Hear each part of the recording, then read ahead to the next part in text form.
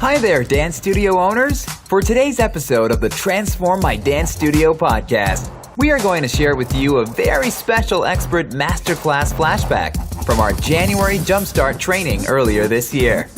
In this live interview, Clint is joined by dance studio finance expert Justin Krane, who shared his biggest do's and don'ts when it comes to nailing the numbers in your studio. We hope you enjoy this week's value-packed flashback. Hey there, January Jumpstarters. It is Clint. I hope you are so well. Super excited to have you on for a massive, we've never done something like this before. It is insane. We have a massive masterclass for you tonight, this morning, wherever you are in the world. I know it's 5 p.m. for me here. We're super pumped. We are bringing you some amazing people over the next couple of hours who are going to share with you some strategies, some tactics on how you can take your dance studio to the next level in 2018. We are talking money, finances. We are talking leadership.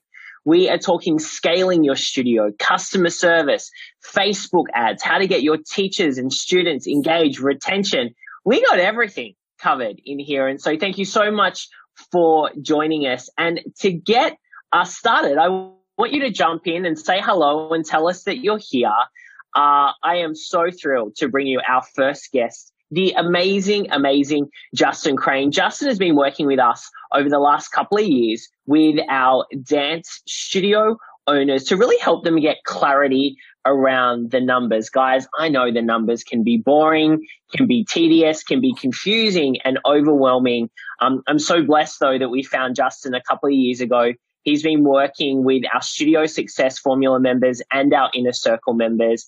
And we love him because he breaks it down so that you understand it, and he gets you focusing on the numbers that truly matter if you want to take your studio to the next level. So Justin Krane, thank you. Welcome. What a pleasure. How's it going, Clint? Great to be here. I feel like I'm at home with you and your tribe. I love it. And we love you too. Everyone give some love to Justin in the comment section. We've got Christy saying hello. Laura's saying hello. Cami is here saying hello. Electra is here as well saying hello. Lots of our January Jump Starters are here. Fantastic. Justin, let's kind of start off. You've been working with our studio owners now for a couple of years, like I mentioned. I want to ask you, what are some of the big mistakes? Let's get the mistakes out first. What are some of the big mistakes that studio owners are doing when it comes to their numbers and their financials in their business? Yeah, well, I think the first thing is that, a lot of you guys get into this business because you love dancing and you love kids. And I actually love dancing and love kids too, so I'm right there with you. But one of the big game changers for you guys is that you really do need to pay yourself first. You have to pay yourself first. The business has to pay you something. And it's not just about you making everyone else happy. You literally have to take care of yourself and figure out a way to pay yourself first, whether it's a salary, whether it's a fixed recurring draw from your business account to your personal account. You got to get some sort of system on when money comes in, how can you take care of yourself first so that you can actually live and then own a business that serves you, where it's not just like you're slaving away, serving the business, and it doesn't give back to your financial life. I love this. Justin, what about for the studio owners that are saying, pay myself first, then how am I going to pay my teachers? How am I going to pay my rent? I mean, we're talking about a mindset shift here when you say pay yourself first. So what's your answer to the people that are kind of coming up against that challenge? Okay, so I'm going to use this throughout our talk today. It's this new word I've invented. You don't even know this one, Clint. What? I'm excited. A new word from Justin. It's a little bit of Yiddish, and I might have, Yiddish is this old Jewish German language, and I've created this term. And the word of the day is schnitzel. You have to schnitzel, guys. And what do I mean by that? You have to do lots of little things to make it all work. Think about the business that you're in. You're running a studio. You got to pay teachers. You have rent. You have, fixed costs. You're trying to get your dance class at the maximum capacity. All of these things that you're focused on and that Clint's working with you on, and you're then trying to pay yourself first, which I'm saying to you.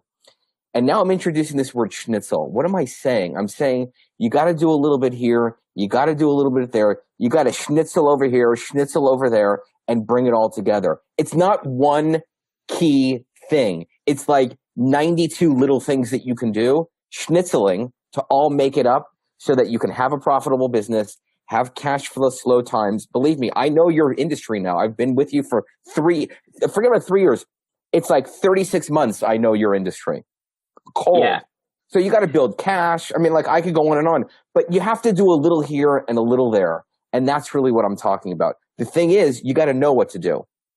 Yeah, and I think that's the really, that's the thing, because you can work on a bit over here, a bit over here, a bit over here, and go, well, I'm working, but is what I'm working on effective, productive, and efficient? And are those the things that are going to get me where I want to be? And the reason we've got you on first, Justin, is because next week inside the Studio Success Formula, you are our money guru, you're our coach. We go through the first week of the program, which is planning for profit. And we have a call with you, which I'm super excited about. But just to give some insight into our January jump starters who are maybe still on the fence about Studio Success Formula, can you kind of talk about some of the, the figures, the reports that our studio owners should be focused on?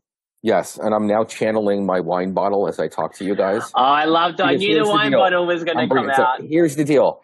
You guys might get a little overwhelmed when I throw these numbers at you, but you know what? It's not the end of the world because we can have a glass of wine and we can figure this out. So what are the numbers that you need to be mindful of? Sales, profits, taxes, business expenses. But one of the biggest things that you guys need to get clear on and figure out a way to deal with is cash flow. It's the timing of money coming in and the timing of money coming out. That is from the statement of cash flows. The profit and loss statement is obviously profit and loss. But can I elaborate for a minute, Clint, on this? Please. Yeah, so think definitely. That you have a recital coming up in June. So you know that there's going to be some fixed costs for that recital. You know that you're going to want to sell tickets for that recital. But you might bring in the money now, and you might have to pay some of the expenses now and then some of them in June.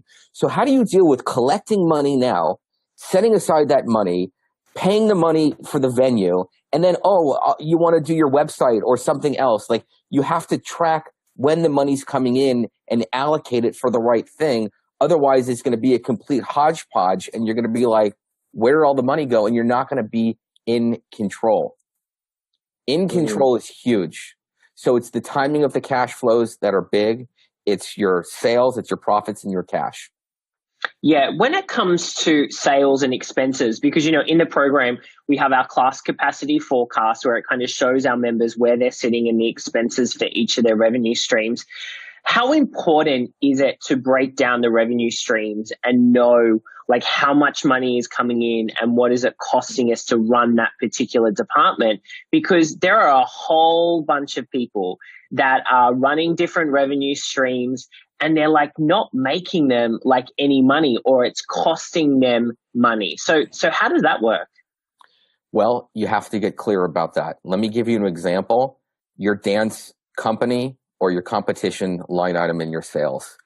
You could be charging and making 20 grand in your sales for your company, but the cost for that company might be $35,000, $40,000, and you may be losing money on that. And I know what you're thinking. Oh, it's great. The people in the company, I can get them to take multiple classes, and it's great cachet and like fairy dust, pixie dust for my studio because everyone's going to want to know about the company and blah, blah, blah.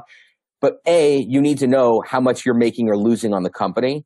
And then you need to make a decision. Am I okay losing 10 grand on the company to try to make it up in the classes? So how do you do that? You got to have the reporting. You got to have some sort of system, a person, QuickBooks. I don't know who it is. Maybe some guy. Actually, I'm not even a bookkeeper, but I'm going to riff off of the wine. Like you got to break it down, because when I look at a lot of your books, what do I see? One line item. It says income. I'm like, well, what is that? Recital, company, classes, tuition, birthday parties, costumes. Now, when you break it down, you can schnitzel. You can do this. You can mark up this price. You can charge a little bit more for that. You could pay less on costumes. The whole point is clarity so that you can make little little tweaks, and then they all add up into cash for you. Yeah, totally. Because that's the thing, right? When you have that clarity, it's about the tweaks that you can then make, right? It's like pulling a lever. You can pull a lever here to get more profit. You can pull a lever here to reduce expenses. I mean, can you talk a little bit more about that? Yes. So number one, if you're of the mindset of I've got to figure out this money thing and I just need to make more sales, you might think that that's going to solve your problems. But if you don't have the right systems and money controls in there, making more sales will not solve your problem, because you still have to deal with the timing of money coming in, the timing of money going out, retention. I mean, I could go on and on. So just a simple way to do this is to make the decision that you're going to run a profitable business net of what you pay yourself. So first, I'm telling you to pay yourself first. So if you bring in 10 grand, I'm just making up a number, and you want to pay yourself $3,000, you have $7,000 left. Where I'm going with this is you need to allocate at least 10% of those sales to your bank account, which stays there. So now you only have to work with 6 grand. That is what I'm talking about. It's actually taking care of the two most important things first: cash for your business and money for you to live. Perfect. Hey, Justin, I want to ask, and guys, if you've got any questions for Justin, we don't have long with our experts today. You will get a whole lot of time with them inside a Studio Success Formula for any of you that are joining us in the program. But what should our studio owners do if they are struggling and feeling stressed around their cash flow and around their finances? What are a couple of steps that they should do immediately to help them get some more kind of clarity around where they're headed? Well, number one, it's okay if you're feeling like that, because many of you guys start out feeling like that, and you have to make the decision really to get your head out of the sand and to get more clear about really what's going on. So once you've made that decision and you're in the right mindset, you need to start working with a bookkeeper. And I really recommend that you don't do it on your own, that you literally hire a bookkeeper, maybe one that's experienced in running a studio, or you can at least train and be like, these are 3 or 4 ways that I make money. These are my big 3 or 4 expenses. So basically the first thing is hire a bookkeeper, number one. And then number two, just like I'm sure you go through this, Clint, in your program, is just list out the 3 or 4 ways that you make sales. Yeah. And then try to list out the expenses that are attached to those sales. Now, obviously, if you got tuition, you have to pay an instructor, right? But if you have companies, then maybe you need to pay a higher instructor or costume. But break it down, and then you can look at all of the various ways that you make money, and then the bookkeeper can actually report to you on that. Yeah, it's perfect. It's great. So, Justin, to kind of wrap up our mini session with you, you're one of our coaches inside the Studio Success Formula Mastery that we kick off next week. What can our studio owners expect from your session that we are going to be running for them in the program? How to literally use my system to pay you to have a profitable business and to have a sustainable business. What can you expect? I'm going to show you metrics on sales, on cash, on profitability, on ROI, on paying staff, on dealing with rent, on dealing with upsells, setting aside money for taxes. The other thing is that, I don't know, like if I was going to go like learn a new dance routine, I'm not going to get it in one day. I'm just not. Like it takes time. So you may not get the numbers in 1 hour. But I will be with you guys in Clint's program in the Facebook group where you can ask questions and I'll be there to answer them, because it's going to take some time. It just kind of like, it just, you're not going to get it all at once. You're going to get enough and you're going to be like, wow, I really feel like I can control what's going on. But then you might have a follow-up question and I'll be there as a resource. Yeah, awesome. Thank you, Justin. Guys, we're super lucky to have Justin, because it is rare to have someone that knows not only the numbers and the finances, but can break them down in a way that is digestible. And he also knows the dance studio owner space in our industry, because he's been working with so many of our members now over the last couple of years. So those of you that have already signed up for Studio Success Formula Mastery, you're in luck, because you're going to have access to Justin inside the course. And for those of you that are sitting on the fence still, please join us inside of the program. If you've gotten value from January Jumpstart, we would love to keep continuing the journey with you. The link is in the top of this post. You just need to go to studiosuccessformulamastery.com, sign up. Justin has a bonus session for us. It's happening next week. So straight away, module number 1, week number 1, we dive into the numbers and start you really thinking like the CEO of your studio. And I'm super happy, Justin, to have you again joining us for this program. We get so much amazing feedback on your teachings and trainings from all of our members. So thank you for joining us. Thanks for having me. I'll see you soon. We'll see you inside Studio Success Formula by Justin. Guys, I hope you really enjoyed that conversation with Justin. Like I said, he is fantastic. Such a delight to work with. And he knows not only his numbers, like I said, but he knows the numbers specific for studio owners. You heard him talking about summer. You heard him talking about recital and costumes. And so we're going to be really diving deep into the numbers side of things when we work with the amazing Justin Krane. Thanks so much for joining us for today's episode of Transform My Dance Studio. If you'd like to learn more about working with Clint and Justin to grow the studio of your dreams, make sure to check out www.dancestudioownersassociation.com.